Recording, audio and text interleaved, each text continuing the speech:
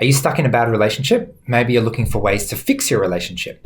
Autistic relationships lend themselves to a whole range of common issues that are surprisingly predictable. In this Patron's Choice video, I'll share how some common autistic traits can get you stuck in a bad relationship, and most importantly, how to get unstuck safely. If you're new to the channel, my name is Paul, and I discovered I was on the spectrum at the age of 30 a few years ago. So I make weekly videos showing the human side of autism, occasionally sharing my experience in emotional intelligence and relationship coaching. So make sure you hit subscribe to get the latest content on that. So the first thing to note is that this is a really common experience. We know that difficulty creating and maintaining relationships is a key diagnostic criteria for autism, which means that it's something that virtually all of us experience at some point. I asked the community about this the other day. Do you find that you're too non-judgmental and end up getting stuck in bad relationships? And the response was phenomenal. Let me read you some of the responses and let me know if you can relate to any of these. I put up with many who were bad for me because I didn't want to be alone and thought that's just the way things were. I saw so many red flags, but I excused everyone. I always felt I wanted to prove myself as normal and in a functional relationship. I never stopped to think what I wanted and what I needed and what was a good fit for me.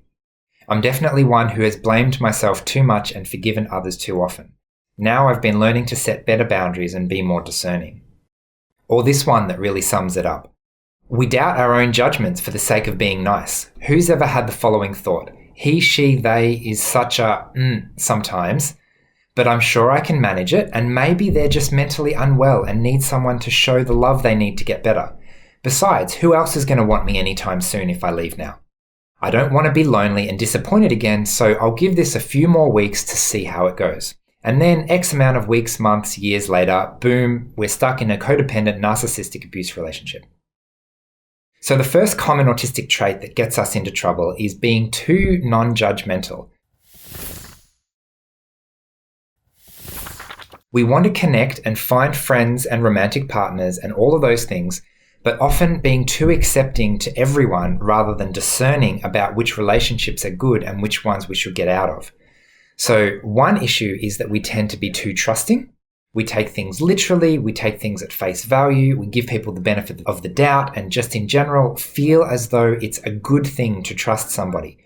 I know for myself, it feels really mean if I assume that someone is lying or not being genuine. It feels like I'm not giving them a chance, which means that I end up believing more than other people and waiting to be proved wrong, even when I have my suspicions that their story is unlikely. While some of us have a lot of trouble reading faces, reading social cues, and understanding tone of voice and other things like that, that's not always the case. A lot of us actually are really good at reading emotions and reading people, but that doesn't mean that we actually trust what we see.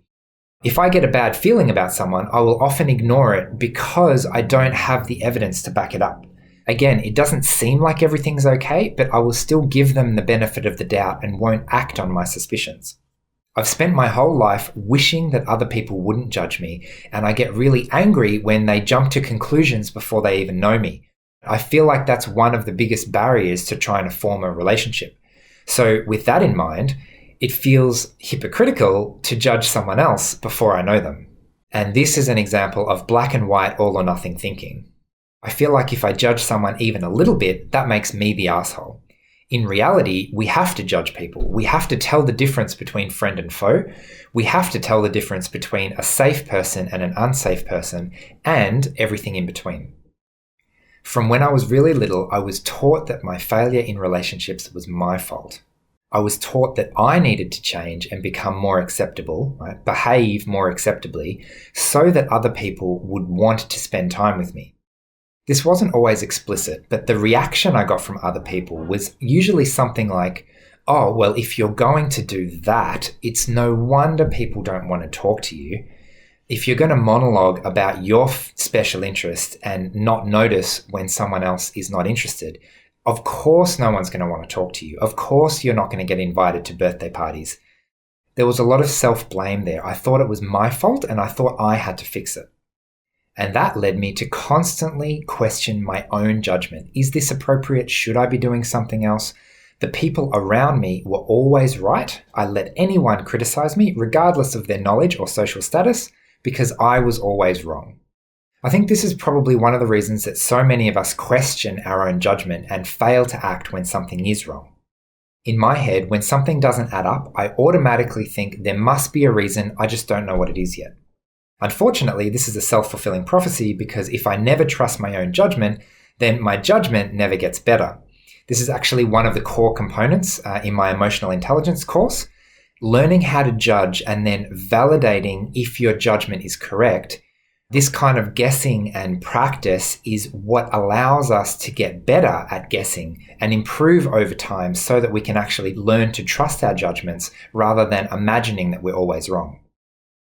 When others don't see the world as I do, it feels like a constantly invalidating experience. It feels like I'm going crazy. It's like gaslighting, where my very perception of reality is brought into question. It's really easy to ignore red flags when you're not even sure what to believe. So if my perception of what is good is based on other people, then I'm always going to be asking myself the question of what am I supposed to do? Am I supposed to go on dates? Am I supposed to go out to dinner even if I don't like restaurants? Am I supposed to put up with a partner who doesn't understand me and invalidates me?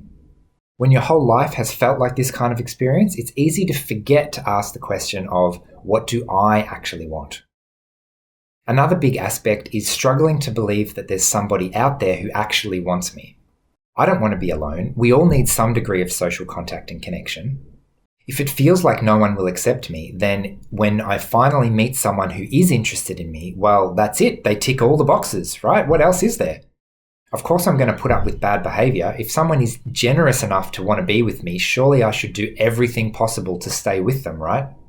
After all, that's what I'm told I'm supposed to do. I'm supposed to have a relationship. I'm supposed to be functional at all times. And if I'm ever not, then a lot of the times it feels like failing to be normal would mean failing to be worthy of a relationship at all. So you might be thinking that this is not like you at all, or that your Aspie friend is the complete opposite of everything I've been describing. Extremely picky, doesn't want a relationship with anyone, doesn't put up with the slightest amount of annoyance or incompatibility. And actually, this is a different side of exactly the same coin. When you've been hurt before and experienced chronic rejection firsthand, it's only natural to put up the walls and not let anybody in at all.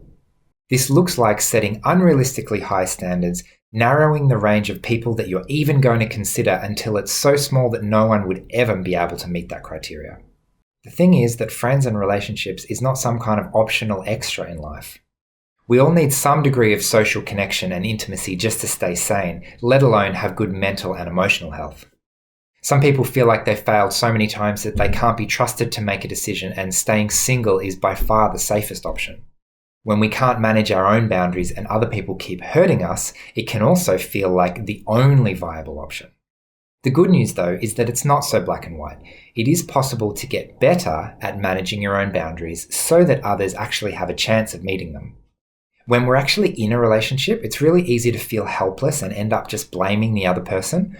They are insensitive. They are abusive. They don't care about me. They are not respecting my boundaries.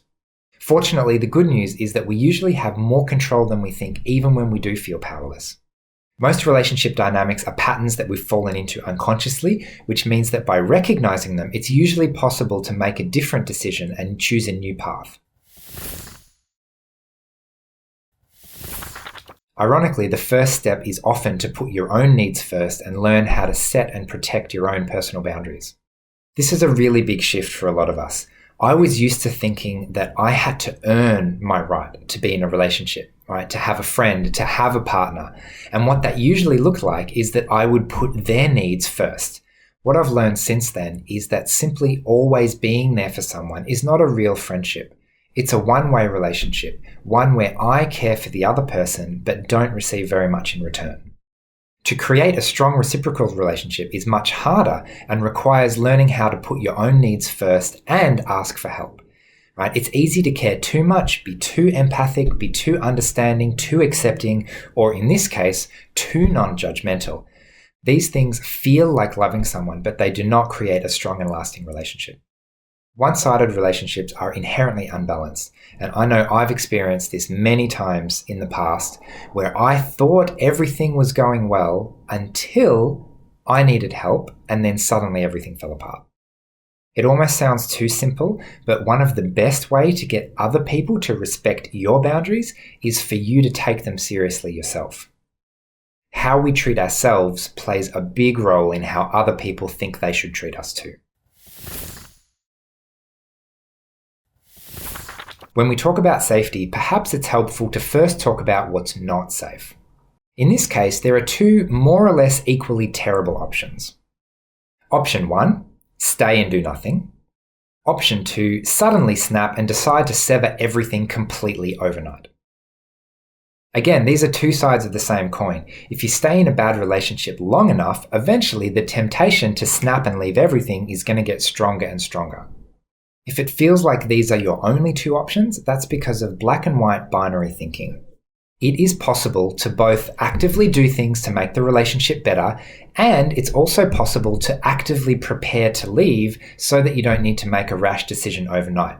You can even do both of these options at the same time. Why not focus on looking after yourself whilst trying to make the relationship better and gathering support so that you can leave safely if you eventually need to do that? My analogy for this is like jumping from a moving car. If you're going too fast, you have to slow down first before it's safe enough to leave. And support looks like someone driving along beside you, matching your speed, ready to catch you when the time comes. So we've gone through quite a lot in this video, and I guess the main takeaways are that being too accepting and too non-judgmental often leads us to get stuck in bad relationships. We can learn how to communicate and protect our boundaries in a healthy way. And we can also work to actively improve the situation, usually by both working to improve the relationship and also setting up external supports in case you do need to leave. If this is a really popular topic, maybe I could do a full webinar on it in the future so that we can go into it in a lot more detail. So I guess let me know in the comments if that's something you'd like to see. Setting boundaries is a core component of building healthy relationships, and what it looks like in practice is often quite different to what people think. If you're looking for more emotional intelligence style content, you can check out my website at emotionsexplained.com.au. I have an online EQ 101 course that's completely self-guided. And you can also find out about one-on-one coaching if you're looking for personal help implementing some of the things we've talked about in your own life. So thanks again to everyone who voted for this topic. If you'd like to have your say in next month's Patron's Choice video, you can become a cup of coffee supporter of this channel for less than $1 a week. So thanks again for watching. Good luck in your relationships, and I'll see you next time. Bye.